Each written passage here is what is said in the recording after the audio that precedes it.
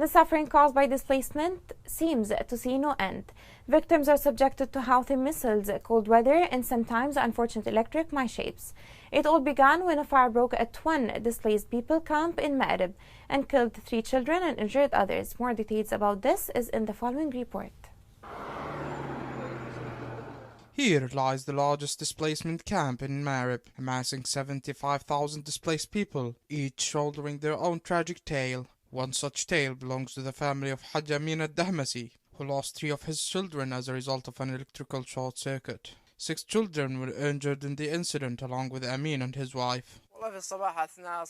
In the morning, during the dawn prayer, the owner of the house went out to pray, and an electrical fault occurred in the house. The house was burned while the family was sleeping in the second room, and they did not know that their father was not in the house. The fire broke out to the second room, and there was only one exit through the first room. Family was unable to get out, and they burned inside. The father, while rescuing them, got into the middle of the fire, and he was one of the wounded. So far, casualties are 3 deaths and 3 wounded. They are in the hospital, and the first TV that has reached so far is Yemen Today. Organizations came, they took pictures and walked, and there was no response.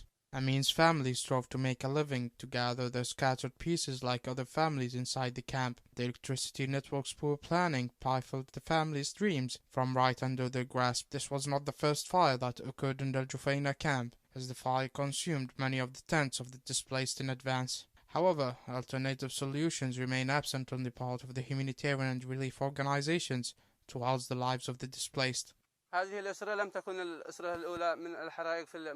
This family was not the first family that was damaged by the fires in the camp, as there were many fires. Organizations haven't responded, and they do not have any shelter assistance. We call for organizations to find other alternatives to mitigate the consequences of fires and to provide extinguishers.